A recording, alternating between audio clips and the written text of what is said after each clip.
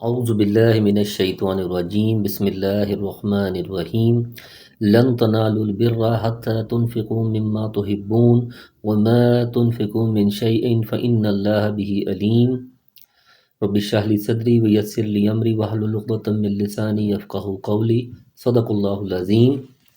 فرمایا جب تک تم اپنی پسندیدہ چیز سے اللہ کی راہ میں خرچ نہ کر دو ہرگز بھلائی کو یا نیکی کو نہ پا سکو گے، اور تم جو خرچ کرو اسے اللہ تبارک و تعالیٰ بخوبی جانتا ہے۔ بر نیکی بھلائی سے مراد یہاں عمل صالح یا جنت ہے۔ حدیث میں آتا ہے کہ جب یہ آیت مبارکہ نازل ہوئی، حضرت ابو طلحہ انصاری رضی اللہ عنہ جو مدینہ میں اصحاب حیثیت میں سے تھے، نبی کریم صلی اللہ علیہ وسلم کی خدمت مبارکہ میں حاضر ہوئے اور عرض کیا، یا رسول اللہ صلی اللہ علیہ وسلم، بیرہا باغ مجھے سب سے زیادہ محبوب ہے، میں اسے اللہ کی رضا کے لیے صدقہ کرتا ہوں۔ آپ صلی اللہ علیہ وسلم نے فرمایا، وہ تو بہت نفع بخش مال ہے، میری رائے یہ ہے کہ تم اسے اپنے رشتہ داروں میں تقسیم کر دو۔ چنانچہ آپ صلی اللہ علیہ وسلم کے مشورے سے انہوں نے اسے اپنے اقارب اور امزادوں میں تقسیم کر دیا۔ اسی طرح اور بھی متعدد صحابہ نے اپنی پسندیدہ چیزیں اللہ کی راہ میں خرچ کیں۔ مما تحبون میں من تبیضو کے لیے ہے، یعنی ساری پسندیدہ چیزیں خرچ کرنے کا حکم نہیں دیا گیا، بلکہ پسندیدہ چیزوں میں سے کچھ، اس لیے کوشش یہی ہونی چاہیے کہ اچھی چیز صدقہ کی جائے۔ یہ افضل اور اکمل درجہ حاصل کرنے کا طریقہ ہے، جس کا مطلب یہ نہیں ہے کہ کمتر چیز یا اپنی ضرورت سے زائد فالتو چیز یا استعمال شدہ پرانی چیز کا صدقہ نہیں کیا جا سکتا یا اس کا اجر نہیں ملے گا۔ اس قسم کی چیزوں کا صدقہ کرنا بھی یقیناً جائز اور باعث اجر ہے، گو کمال و افضلیت محبوب چیز کے خرچ کرنے میں ہے۔ تم جو کچھ بھی خرچ کرو گے، اچھی یا بری چیز، اللہ اسے جانتا ہے، اس کے مطابق جزا سے نوازے گا۔ کل الطعام کان حلا لبنی اسرائیل الا ما حرم اسرائیل علی نفسه من قبل ان تنزل التوراۃ قل فأتوا بالتوراۃ فاتلوها ان کنتم صادقین۔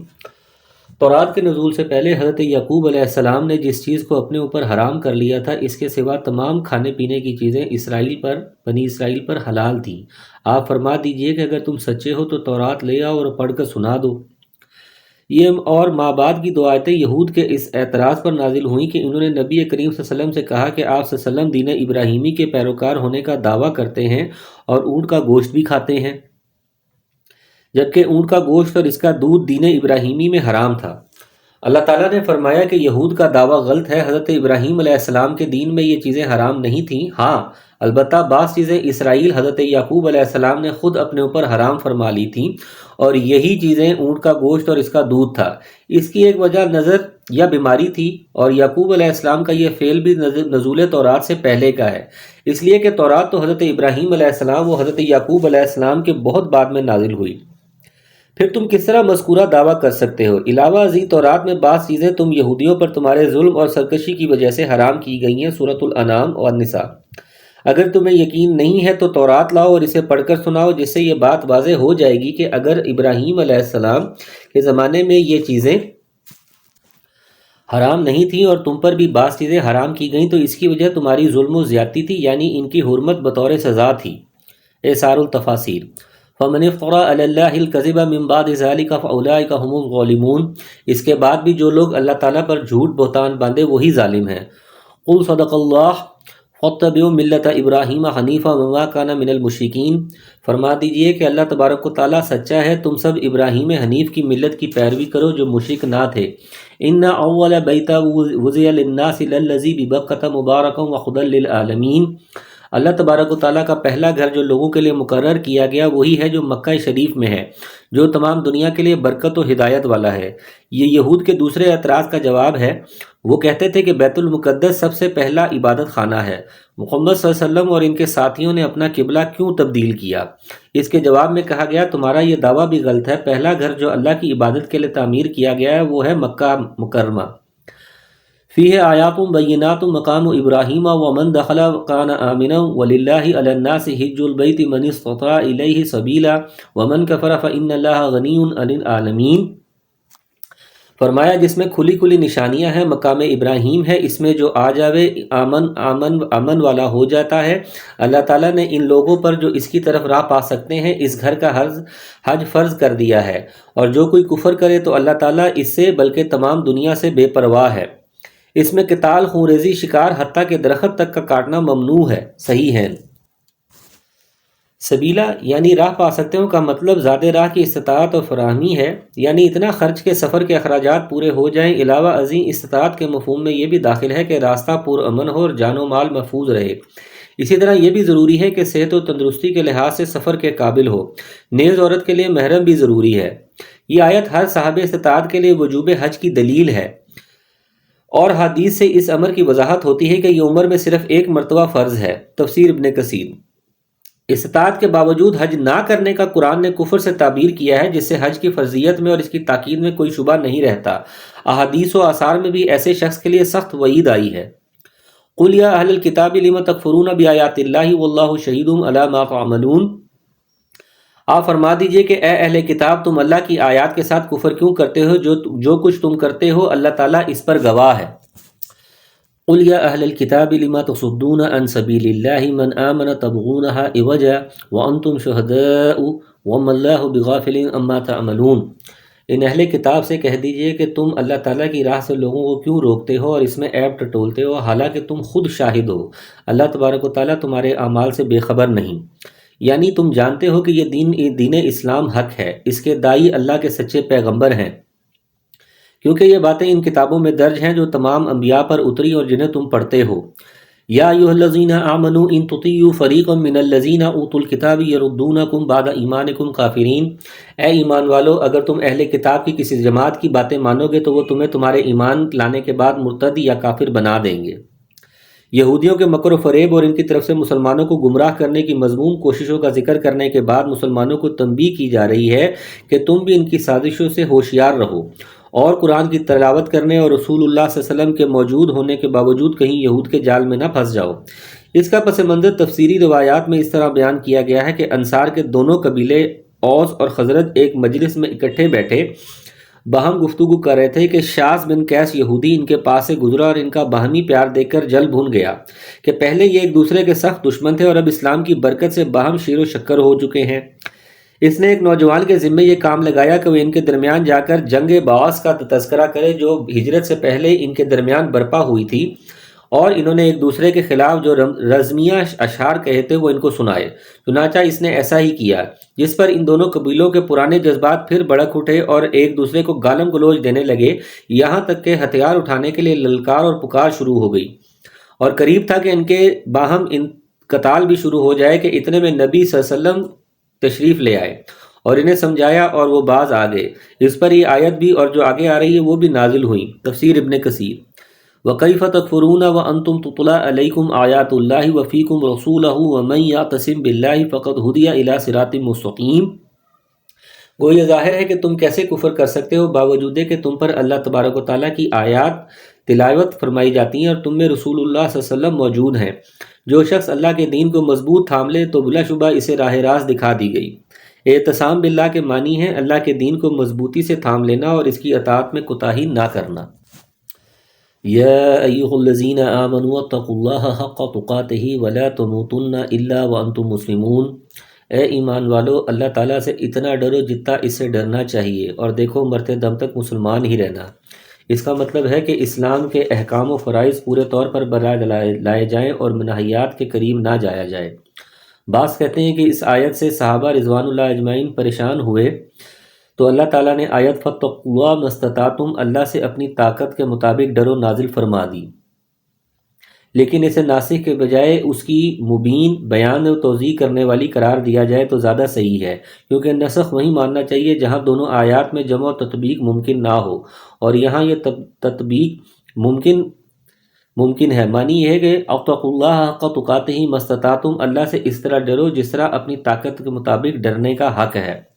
واعتصموا بحبل اللہ جميعا ولا تفرقوا واذكروا نعمة الله عليكم إذ كنتم أعداء فألف بين قلوبكم فأصبحتم بنعمته إخوانا وكنتم على شفا حفرة من النار فأنقذكم منها كذلك يبين الله لكم آياته لعلكم تهتدون۔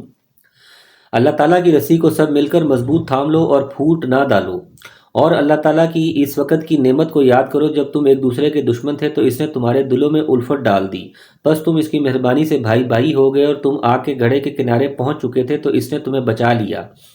اللہ تعالیٰ اسی طرح تمہارے لیے اپنی نشانیاں کھول کھول کر بیان فرماتا ہے تاکہ تم ہدایت پاؤ۔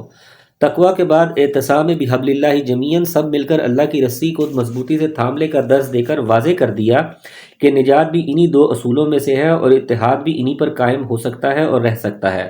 وَلَا تَفَرَّقُوا، اور پھوٹ نہ ڈالو کے ذریعے فرقہ بندی سے روک دیا گیا۔ اس کا مطلب یہ ہے کہ اگر مذکورہ دو اصولوں سے انحراف کرو گے تو تمہارے درمیان پھوٹ پڑ جائے گی اور تم الگ الگ فرقوں میں بٹ جاؤ گے۔ چنانچہ فرقہ بندی کی تاریخ دیکھ لیجئے، یہی چیز نمایاں ہو کر سامنے آئے گی۔ قرآن و حدیث کے فہم اور اس کی توضیح و تعبیر میں کچھ باہم اختلاف یہ فرقہ بندی کا سبب نہیں ہے۔ یہ اختلاف تو صحابہ و تابعین کے عہد میں بھی تھا، لیکن مسلمان فرقوں اور گروہوں میں تقسیم نہیں ہوئے، کیونکہ اس اختلاف کے باوجود سب کا مرکز اطاعت اور محوت عقیدت ایک ہی تھا، قرآن اور حدیث رسول صلی اللہ علیہ وسلم۔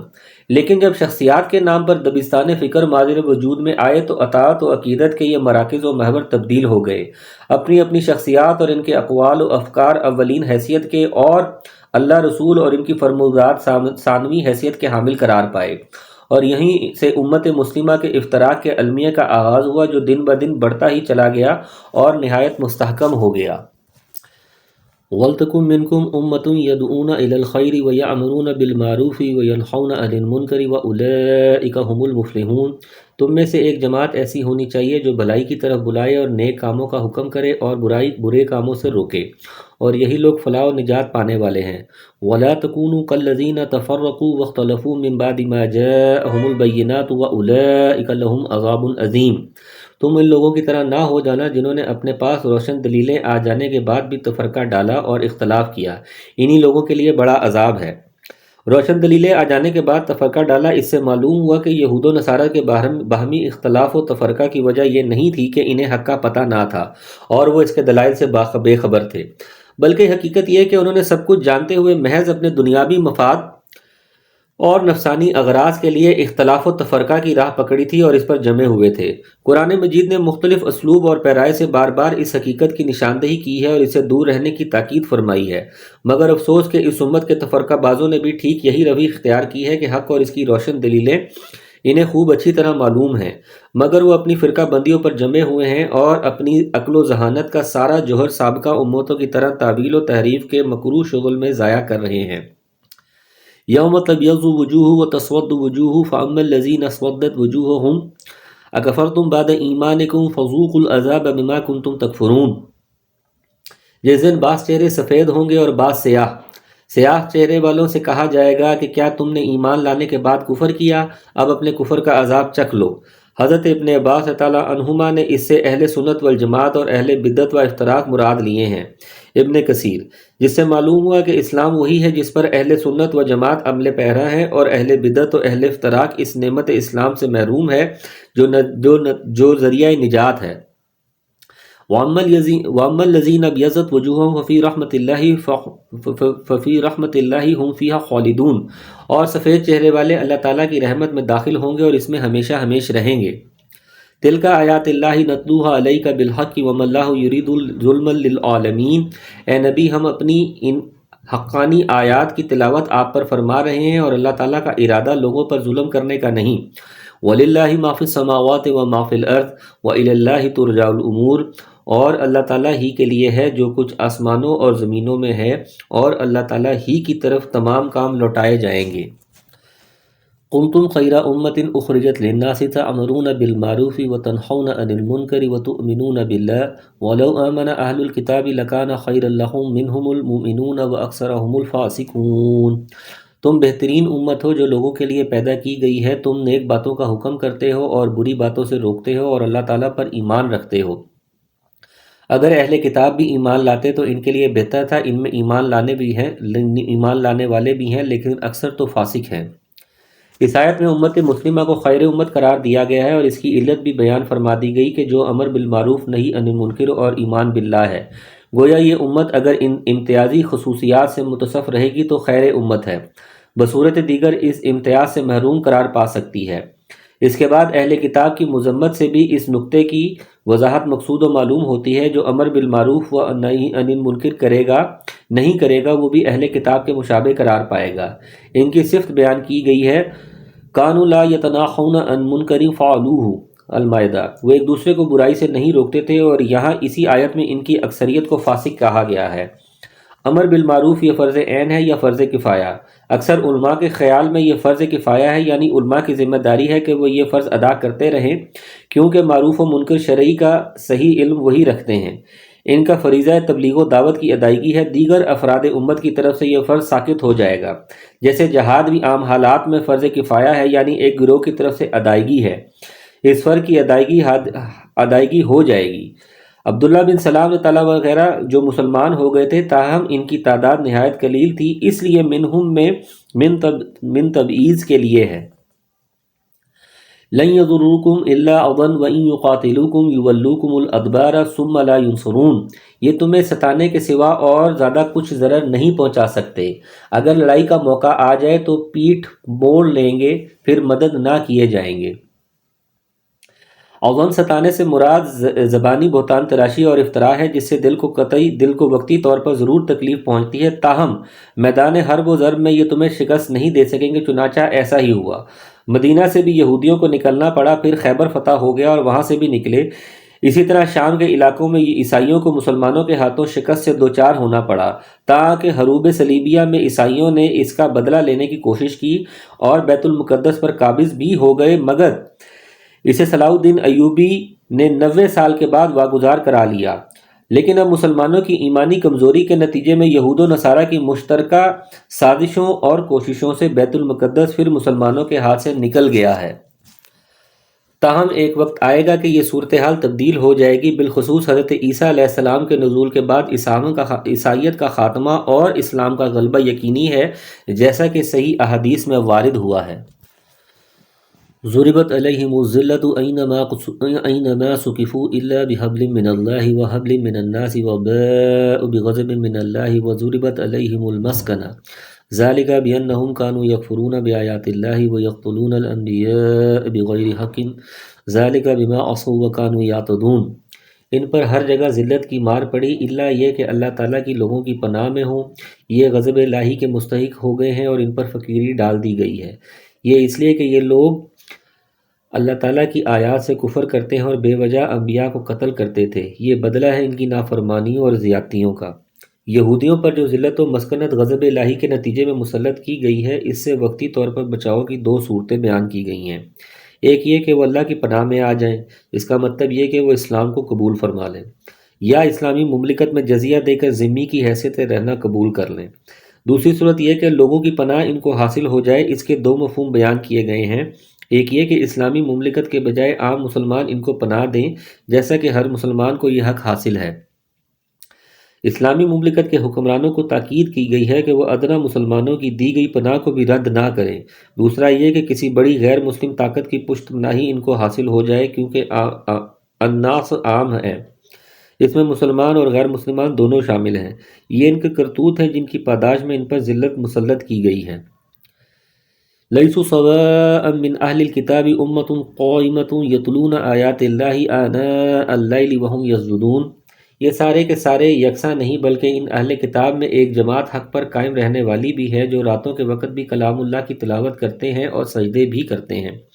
یؤمنون باللہ والیوم الآخر ویأمرون بالمعروف وینہون عن المنکر ویسارعون فی الخیرات واولئک من الصالحین، یہ اللہ تعالیٰ پر اور قیامت کے دن پر ایمان بھی رکھتے ہیں، بھلائیوں کا حکم کرتے ہیں اور برائیوں سے روکتے ہیں، اور بھلائی کے کاموں میں جلدی کرتے ہیں، یہ نیک بخت لوگوں میں سے ہیں۔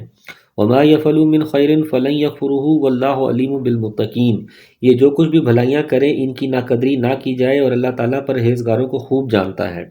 یعنی سارے اہل کتاب ایسے نہیں جن کی مذمت پچھلی آیات میں بیان کی گئی ہے، بلکہ ان میں کچھ اچھے لوگ بھی موجود ہیں، جیسا کہ عبداللہ بن سلام، اسد بن عبیر، ثعلبہ بن سایہ اور اسید بن سایہ وغیرہ، جنہیں اللہ تعالیٰ نے شرف اسلام سے نوازا اور ان میں اہل ایمان و تقوی والی خوبیاں پائی جاتی ہیں۔ رضی اللہ عنہ و رضوا عنہ قائمۃ کے معنی ہے شریعت کی اطاعت اور نبی کریم صلی اللہ علیہ وسلم کا اتباع کرنے والی۔ یسجدون کا مطلب رات کو قیامت کرتے، یعنی تہجد پڑھتے اور نمازوں میں تلاوت کرتے ہیں۔ اس مقام پر امر بالمعروف کے معنی بعض نے یہ کیے ہیں کہ وہ نبی صلی اللہ علیہ وسلم پر ایمان لانے کا حکم دیتے اور آپ صلی اللہ علیہ وسلم کی مخالفت کرنے سے روکتے تھے۔ اسی گروہ کا ذکر آگے بھی کیا ہے، وَإِن مِّنْ أَهْلِ الْكِتَابِ لَمَن يُؤْمِنُ بِاللَّهِ وَمَا أُنزِلَ إِلَيْكُمْ وَمَا أُنزِلَ إِلَيْهِمْ خَاشِعِينَ لِلَّهِ إِنَّ الَّذِينَ كَفَرُوا لَن تُغْنِيَ عَنْهُمْ أَمْوَالُهُمْ وَلَا أَوْلَادُهُم مِّنَ اللَّهِ شَيْئًا وَأُولَٰئِكَ أَصْحَابُ النَّارِ هُمْ فِيهَا خَالِدُونَ۔ کافروں کے ان کے مال اور ان کی اولاد اللہ کے ہاں کچھ کام نہ آئیں گے، یہ تو جہنمی ہیں جو ہمیشہ اسی میں پڑے رہیں گے۔ مثل ما ينفقون في هذه الحياة الدنيا كمثل ريح فيه سر أصابت حرث قوم ظلموا أنفسهم فأهلكته وما ظلمهم الله ولكن أنفسهم يظلمون۔ یہ کفار جو خرچ اخراجات کریں، اس کی مثال یہ ہے کہ ایک تند ہوا تلی اس میں پالا تھا جو ظالموں کی کھیتی پر پڑا اور اسے تہس نہس کر دیا۔ اللہ تعالیٰ نے ان پر ظلم نہیں کیا بلکہ وہ خود اپنی جانوں پر ظلم کرتے ہیں۔ قیامت والے دن کافروں کے نہ مال کچھ کام آئیں گے نہ اولاد، حتیٰ کہ رفاہی اور بظاہر بھلائی کے کاموں پر جو کچھ خرچ کرتے ہیں وہ بھی بیکار جائیں گے، اور ان کی مثال اس سخت پالے کی سی ہے جو ہری بھری کھیتی کو جلا کر خاکستر کر دیتا ہے۔ ظالم اس کھیتی کو دیکھ کر خوش ہو رہے ہوتے اور اسے نفع کی امید رکھے ہوتے ہیں کہ اچانک ان کی امیدیں خاک میں مل جاتی ہیں۔ اسے معلوم ہوا کہ جب تک ایمان نہیں ہوگا، رفاہی کاموں اور رقم خرچ کرنے والوں کی چاہے دنیا میں کتنی ہی شہرت ہو جائے، آخرت میں انہیں ان کا کوئی صلہ نہیں ملے گا، وہاں تو ان کے لیے جہنم کا دائمی عذاب ہے۔ یا ایھا الذین آمنوا لا تتخذوا بطانة من دونکم لا یعلونکم خبالا ودوا ما عنتم قد بدت البغضاء من افواہہم وما نخفی صدورہم اکبر قد بینا لکم الآیات ان کنتم تعقلون۔ فرمایا، اے ایمان والو، تم اپنا دلی دوست ایمان والوں کے سوا کسی اور کو نہ بناؤ، تم تو انہیں دیکھتے ہو دوسرے لوگ تمہاری تباہی میں کوئی کسر اٹھا نہیں رکھتے، وہ تو چاہتے ہیں کہ تم دکھ میں پڑو۔ یہ مضمون پہلے بھی گزر چکا ہے، یہاں اس کی اہمیت کے پیش نظر پھر دہرایا جا رہا ہے۔ بتانا دلی دوست اور رازدار کو کہا جاتا ہے۔